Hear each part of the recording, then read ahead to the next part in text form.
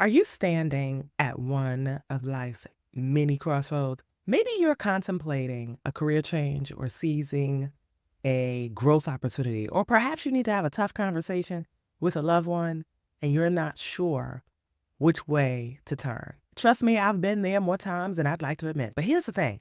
Today, we're diving into the mindset shifts that can help you embrace these pivotal moments in our lives. We'll also explore one powerful question that can not only guide you to making a better, more informed decision, but also has the potential to transform your day-to-day life and how you showing up in these streets. What's good, party people? It's your girl, Candia, your personal hype woman on a mission to help you show up and speak up anyway, despite dealing with fear, uncertainty, or self-doubt.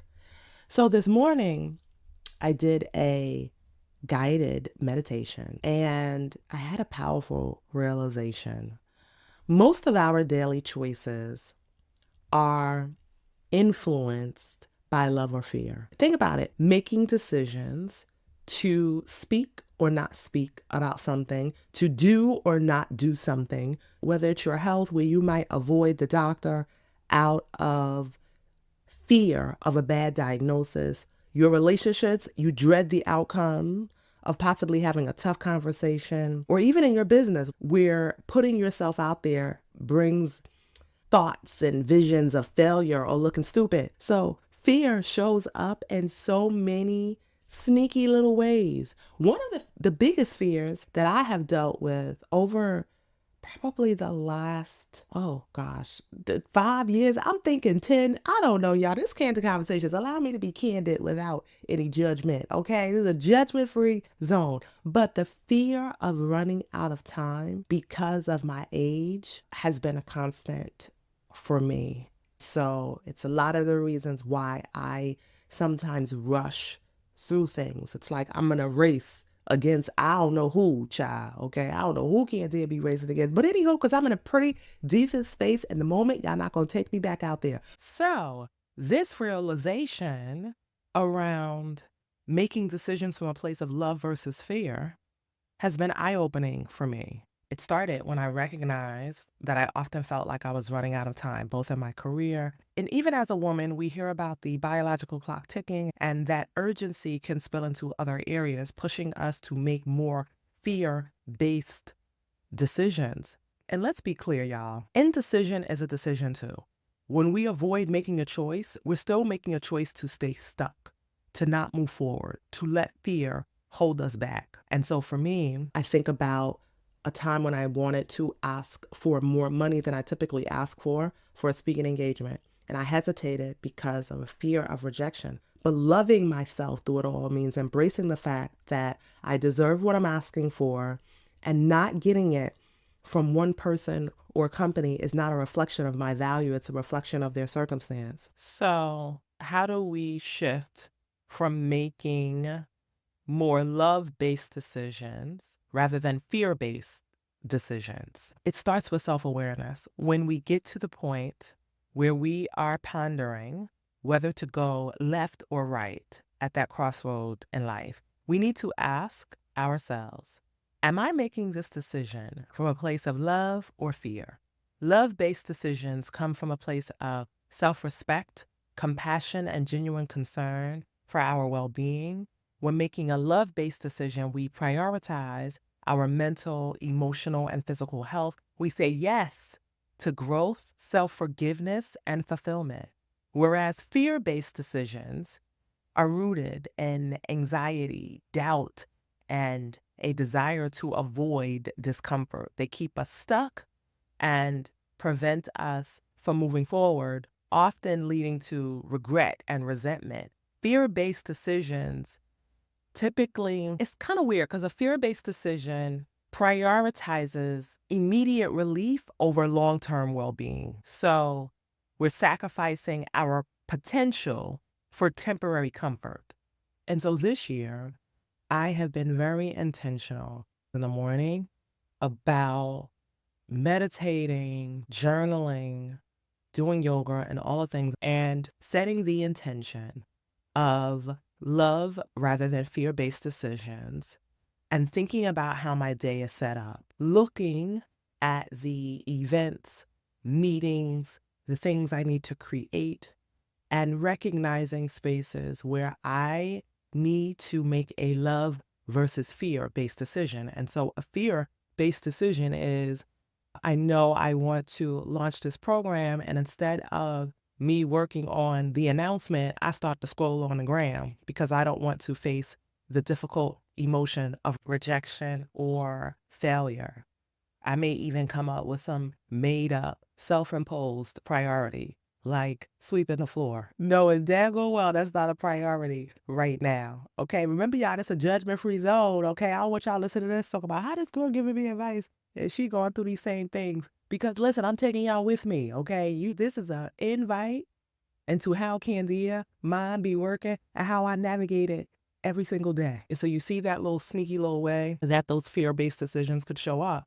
For many of us, for many of you listening to me right now, when you're scrolling on social media, you're making fear-based decisions because you know deep down in your heart that you are avoiding something that you desire or something that you know needs to be done. And essentially, instead of loving yourself through it and resetting your expectations around what it's going to take to get there, or even challenging some of the assumptions that you're making on how it's going to be received or the outcome which you cannot control. But instead of allowing yourself to feel those uncomfortable things, we make fear-based decisions. I even have a list, a journal in my notebook, of ways fear versus love-based decisions are showing up in my life. It's a constant thread of conversation for my therapist and I as well. And I've learned, especially when you think about the fears that come with some of our dreams and goals, I've learned to approach those challenges also from a place of love. I recently achieved a goal, and just 10 days later, boom, the challenge was there.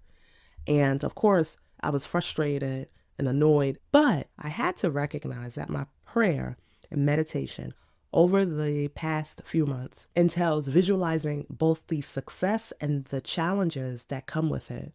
What I believe is that with a positive comes a negative. So when I think about my visualization exercises and some of the things that are on my bucket list or just on my life list, I also recognize that while I, of course, want to have more money in my life, there will be challenges that come with managing the money. And so your expenses increase, and especially from a business circumstance. And so the more money you make, the more taxes you got to pay. When you think about the systems that help you automate certain processes in your business, you're handling a database that has increased with leads and customers or clients and all the things. And so you have to pay more money for those things. I laugh and joke and clown on this podcast, y'all, but I am introverted. And when I think about some of my dreams, I also recognize that that's opening myself up to do a lot of extroverted things. And I'm like, wait a minute now, girl, are we going to be able to sustain this? And not only that, when I start increasing my reach, I also start increasing the probability that, of course, I will face criticism on a public scale, right? I may face being canceled. So again, with the positive comes the negative. And one of the practices that I've embraced is as I visualize my success, I'm also visualizing meeting those challenges and working through them head on. I remember a few years ago, I came across this story. I think it was on Twitter. It was a thread of tweets from Matthew Knowles, Beyonce's father. And he said, one thing I taught Beyonce and Solange was to practice failure. We would practice how they'd respond if their microphone got cut off, if their shoes broke on stage, if the wrong song got cued in their performance set. Anything can happen. He continued to say, and they were always prepared to have a response. And I would like for you to consider the same lesson. Whether you are a performer or artist or an entrepreneur or professional, practice how you'll respond in the event you fail. It is a skill that can and should be developed. That story always stuck with me because what I know now is that is the greatest example of loving yourself through it all. It's not about avoiding the worst thing that you believe can happen. It's about preparing to love yourself through the worst thing that could possibly happen, regardless of what it is.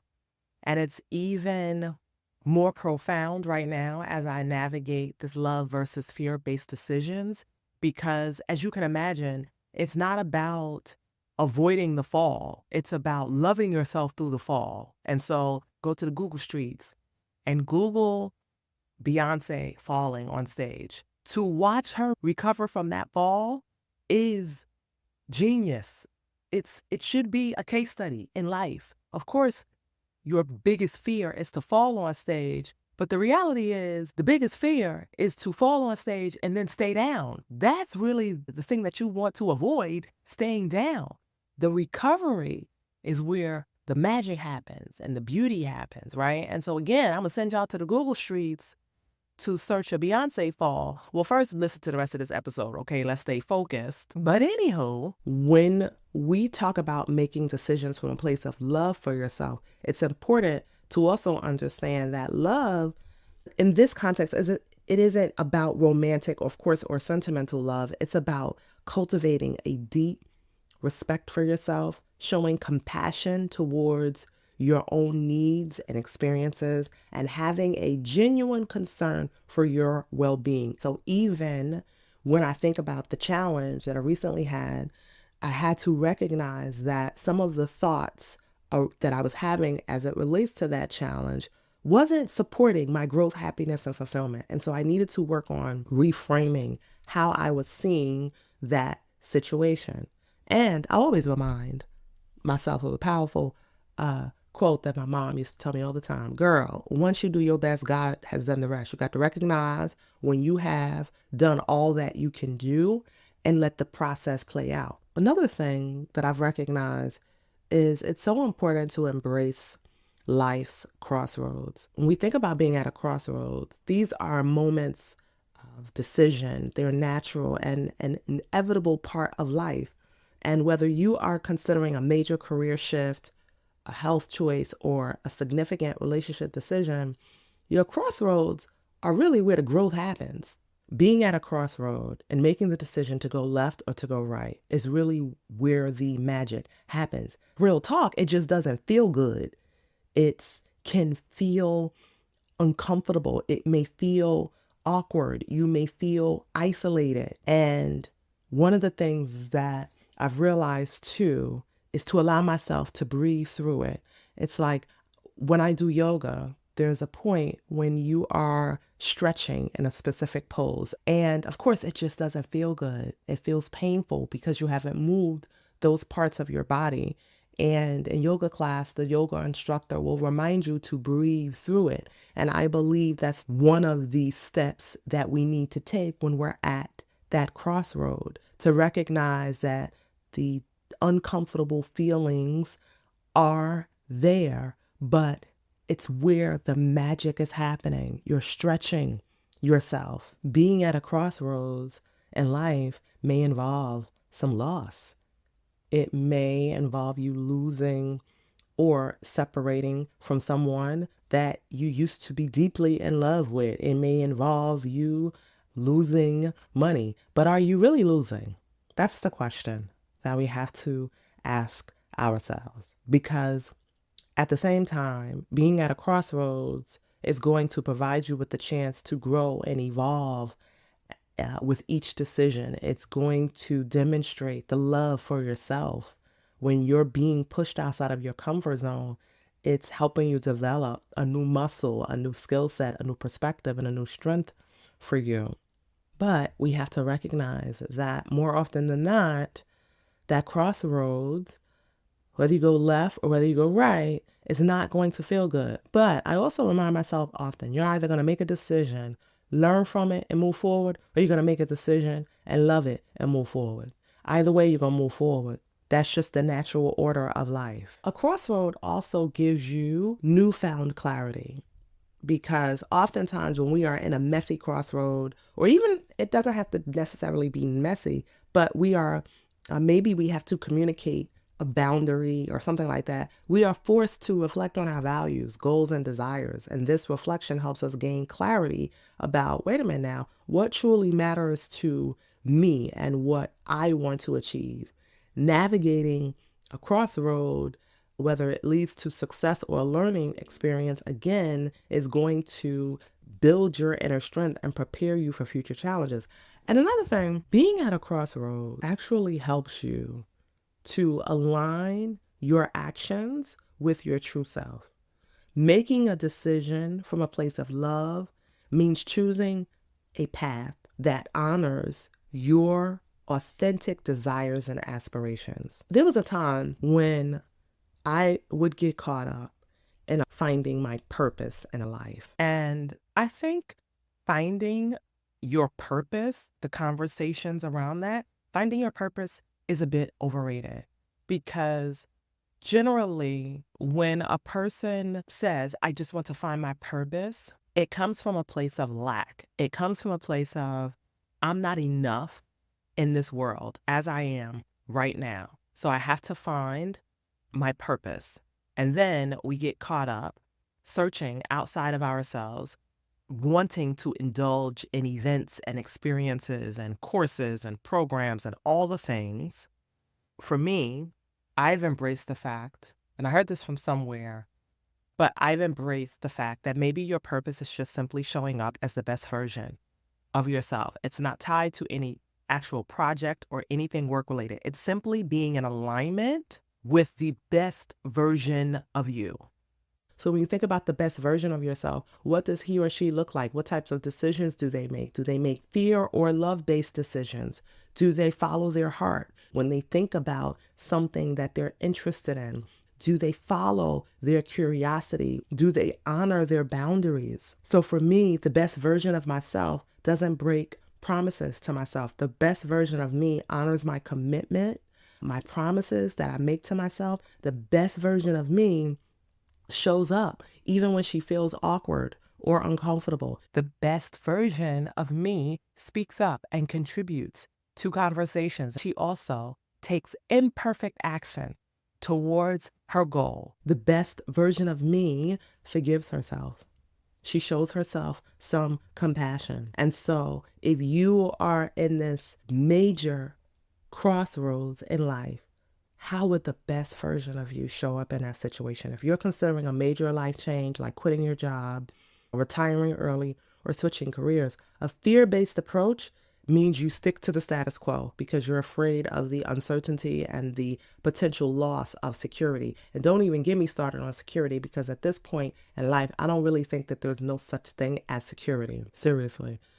But a love-based approach means you embrace the change because you're excited about these new possibilities and you trust in your ability to adapt and thrive. A love-based approach means you trust yourself enough to know that even if you stumble and fall, you know you will get back up. Even when I think about procrastination, I recognize now that procrastination is often a fear-based decision. You're delaying tasks to avoid potential failure or not meeting one's own standards. You're afraid of making a mistake. You're afraid of screwing up the project. You could also have a fear of success. I definitely, in recent years, have struggled with a fear of success. I shared a bit of it earlier about asking myself about some of the visions of success I have. Like, girl, can you really handle all this? Can you really maintain it? You may be okay with showing up 5 times, but girl, you really gonna commit to showing up 50 times or 100 times or 1,000 times? Do you really want to be extroverted Candia every single week? Chances are you don't. So what we gonna do about it? That's fear-based thoughts, y'all, fear-based decisions. So ultimately, I recognize that I'm putting off tasks because of the perceived pressure and expectations that comes with that level of success. And here's something else to think about. For me, when it comes to making more love-based decisions rather than fear-based decisions, another mindset that has been key for me is what I like to call the however long it takes mindset. This mindset is about practicing patience and trust in the process. It means giving yourself the grace to understand that good things take time and that your journey doesn't have to follow society or anyone else's timeline or script for success. When you think about your career, of course, you might feel pressure to reach a certain milestone by a specific age or stage in life. But when you embrace that, however long it takes mindset, honey, it means recognizing that your path is unique. It's about committing to your goals and dreams with an understanding that one, achieving them might take longer than you initially planned, and that's okay. And two, also giving yourself room to understand that sometimes your goals and dreams may change. And that's okay. Let's say you're working on building a new habit or overcoming a personal challenge. It's so freaking easy to get frustrated when progress feels slow. But with the however long it takes mindset, you throw the date and the timeline out the window and you remind yourself that every small step forward is progress and it's okay to move at your own pace. So when we think about what we need to do to cultivate this mindset, it starts with self-compassion and a commitment to viewing time as an ally rather than the enemy. And I think it's important to view our lives in seasons because sometimes we get so caught up in making changes that seem permanent when in reality, they might just be for a particular season. So when I talk about my goals and dreams, I'm referring to the goals and dreams I have for this current season of my life. Tomorrow, the season may change, and that's perfectly okay. Adopting the however long it takes mindset means being committed to the journey of being true to myself, regardless of how long it takes. Whether it's a commitment for the next 5 years, 1 year, or even just a few months. What matters is staying true to who I am in this moment. And it's perfectly okay if my best self right now isn't aligned with the things I wanted or desired a year or two ago. We grow, we evolve, and our dreams and goals should reflect that evolution. Embracing this mindset for me has helped me to navigate some of the changes and challenges with a little grace and a little authenticity. Now, the however long it takes mindset even applies to something as simple as learning to swim effortlessly up and down the pool. Once I threw the goal of swimming like Michael Phelps, the Olympic gold medalist, out of the window and let go of rigid timelines and expectations, the game changed for me. When I let go of the pressure of people watching me when the reality is no one was thinking about me, and I embraced this mindset, I felt lighter and more joyful about showing up to learn. I became more patient with myself, enjoying the process rather than rushing towards some arbitrary finish line. Bottom line is, where might you be applying these restrictions on your life? Whether it's, I have to do something by the time I'm 40, or I have to do something by the time I'm 50, or when I retire. When life doesn't stop at those ages, party people. And the only way that you can work through those thoughts is to take action against those thoughts. Action creates abundance. Abundance not only in terms of wealth, but abundance in terms of time, opportunity. As long as you keep showing up for yourself, you'll continue to create an abundant life, a life where you are free to discover, evolve, embrace new possibilities at any stage, at any season, or any age. You open yourself up to the endless opportunities that are not only available for you to create, but the endless opportunities that are waiting for you on the other side of that fear-based decision. I've also recognized over the last several years that overworking, working excessively, is a fear-based decision. It's tied to proving your worth.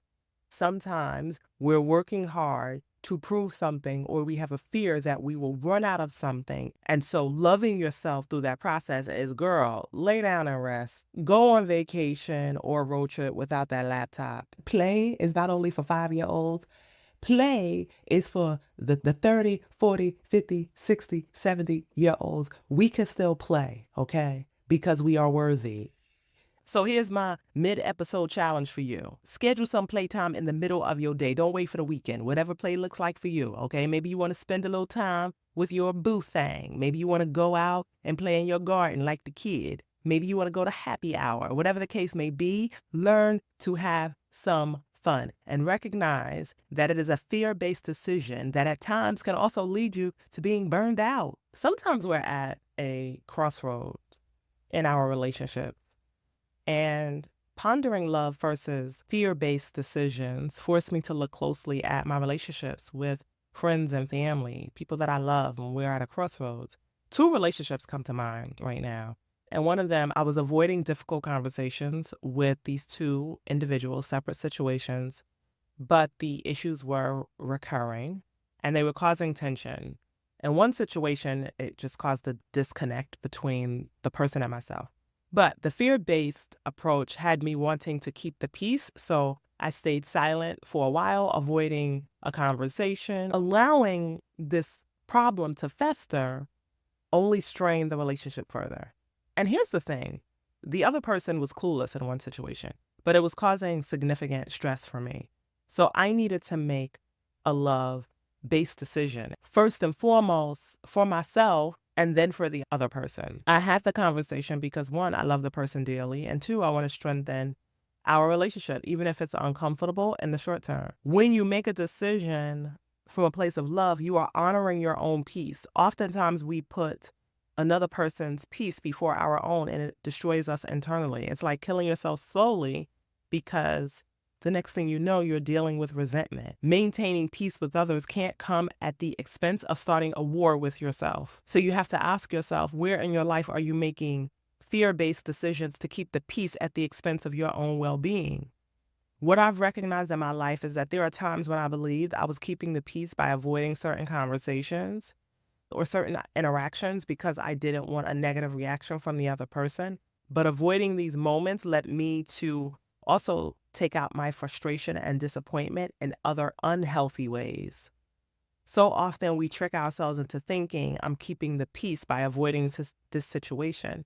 But it flips, and you end up expressing that disappointment, hurt, and resentment, again, in other unhealthy ways. So a love-based decision is sitting down and perhaps seeking understanding from the other person, expressing how you feel, but it's really about you in that moment, releasing what you need so that you can truly be at peace.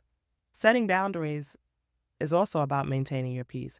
When it comes to setting boundaries in relationships, there's one thing I remember from reading the book, Set Boundaries, Find Peace by Nedra Glover Tawwab. It's a New York Times bestseller. I highly recommend it. But in the book, she says, if boundaries ruin a relationship, your relationship was on the cusp of ending anyway. So yes, setting boundaries or having difficult conversations may be uncomfortable in the short term, but we have to look at the bigger picture. It's peace, always. I also believe that, particularly in our relationships, love is a form of service. In service to that love, we must be willing to have difficult or hard conversations. We can have disagreements and conflicts and still love ourselves through it. It was important for me to recognize in those situations that I needed to approach the situation from a place of love and understanding, and knowing that while it may cause discomfort in the short term, I had to take the risk and gain clarity and seek boundaries for the sake of lasting peace, not only in the relationship, but for myself. Moving on from past mistakes is another crossroads that we often arrive at. You're holding on to guilt and regret from a past mistake, and it's affecting your current happiness. So the fear-based approach comes down to continuing to dwell on these mistakes, fearing that letting go means you open yourself up to more fear or more mistakes. And the reality is, listen, we are all human. You're going to make mistakes. No one gets out of this life unscathed, is what I often remind people of. So, a love based approach means that you forgive yourself because you understand that self compassion and learning for mistakes is where the magic happens. It's where we grow. Like many of us, or many people that I engage with, we all have a desire to grow in our relationships, to grow in our careers and our business. And you can't have it both ways. You can't have a desire to want to grow, but then you also have a desire to not make mistakes. Life just doesn't work that way. And so by recognizing these crossroads and choosing to approach them from a place of love rather than fear, you can transform your life, party people. I have a journaling practice that I do when I am at a crossroads or even when I'm procrastinating. I remind myself that I write it out. On the other side of my fear of fill in the blank with whatever your fear is. And then I complete the sentence with, on the other side of my fear lies the opportunity to, what's the opportunity there? And sometimes it's about filling your page, your mind, with so many opportunities that it cancels out the 1, 2, 3, or 4 fears that you have. So it's an opportunity to learn. It's an opportunity to grow. It's an opportunity to help. It's an opportunity to discover. It's an opportunity to have some fun. And so this process often helps you focus more on the possibilities and less on the limitations. This concept is actually called the magic ratio. It's from the research of psychologist John Gottman. And so his initial studies were focused on relationship dynamics and identified that stable and happy couples have a ratio of 5-1, positive to negative interactions during conflict. And this means that for every negative interaction, there should be at least 5 positive ones to maintain a healthy relationship. However, for me, when I came across that research, I realized that the magic ratio isn't just limited to personal relationships. It can also be applied to various aspects of our lives, including how we manage our own thoughts and decisions. And so by focusing on maintaining a higher ratio of positive to negative interactions or thoughts, we can foster a healthier mindset and better decisions. And so here we are, party people. Each of our crossroads in life provides us with an opportunity to choose love over fear, leading to decisions that are more aligned with our true selves, our personal growth, happiness, and fulfillment. And so I'd like to leave you with this moment of reflection. In your life right now, where might you be responding out of fear rather than love? How might this be affecting your ability to forgive yourself and others or handle the ups and downs of life? And most importantly, consider this. How can you start approaching your life with more love today? No need to respond. Well, maybe I do want y'all to respond, okay? Hit me up on the Instagram or Facebook streets, letting me know how you will approach your life from a place of love rather than fear. Let that marinate in your spirit today, party people. If this episode resonated with you in any way, share it with your people so they can share it with their people. Talk soon.